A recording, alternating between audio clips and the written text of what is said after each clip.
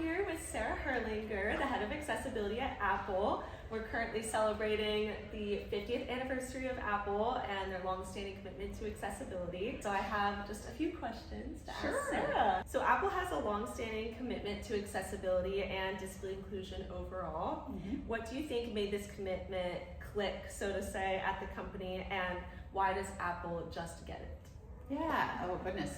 I think it's a couple of things. First and foremost, we are a company that is hyper-focused on design and making sure that whatever we make, it is the best it can possibly be. And our commitment has always been that we aren't making this just for some people, but that we're making it for everyone. I've been at Apple for 23 years now and focused on accessibility for 20 of that. And I think one of the things that has really helped our cause as well is that my team has been really focused on, throughout the entire company, changing people's thoughts about accessibility from compliance to culture. And by doing that, it's not an add-on or something that somebody else tells you need to do. People see this as some of the most creative work that we do as a company. The design that we're doing to support our communities and doing it in such revolutionary ways has really made everybody say, wow, that's work I want to do. And so now, throughout the company, people just think about accessibility as a part of their job, regardless of whether accessibility is in the job title or not. I love that. I love how you highlight the creativity of it, because disabled people are some of the most creative people out there too. 100%. Because we have to be to solve our daily problems. Absolutely. And I love that Apple has managed to ingrain accessibility into the culture so that everybody's thinking about it no matter what their role is. And then it's not just all on you. Yeah, we have an amazing team that focuses specifically on accessibility. But what I love is the moments when someone will come to me and say, oh, I was in a meeting the other day and someone in the back of the room raised their hand and said, has anybody thought about the accessibility implications of this? And it's just that, okay, job well done. They're thinking about it right from the start. Yes. Yeah. That's what one of my main goals was when I was in college, and with my friend Gabby, who's here.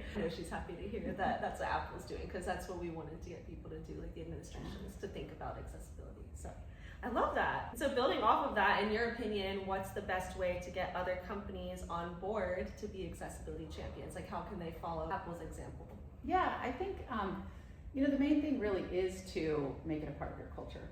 It doesn't need to be something that is othered or that is in addition to. I think where it scares people is when they think, oh, I have to do this other thing and I'm not sure quite how. And if you really can just build accessibility into part of the design process, to get people with disabilities to be a part of that design process, bring people in early and start talking about what it is, whatever's the amazing work you want to do, you want everybody to love that work as much as you do. So if you include the community and really live by the nothing about us without us mantra, you can make whatever you're doing that much better. And so I think for people at other companies, it's start early, bring in the community, make it a part of the entire process, and make sure people understand that really this is, like, as an engineer or designer, it's super creative, it's super fun. Yes, seeing it as fun, not as a chore, not as an afterthought, as part of the work, not extra work. Yes,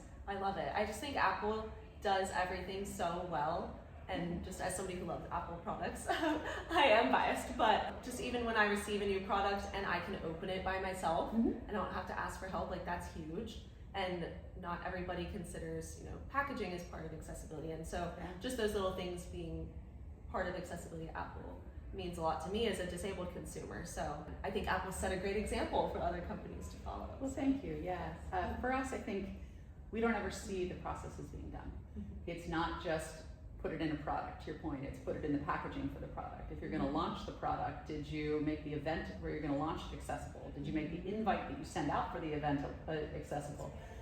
Everything has to have that thoughtfulness to it. And that's really, for us, and what really drives my team, is thinking about every element of what we do and making sure that every way that Apple presents itself to the world, that we are respectful of people with disabilities. I love that. Thank you so much for sharing everything with me, and I really do admire all the work you're doing and such a great example to follow. And I think it's great you're thinking about accessibility in everything, the events, the invites, the products at the company for employees, it's all super important. So that it is. Yes, Thank you. Great. It's been a pleasure. So nice to meet you. Nice to meet you as well.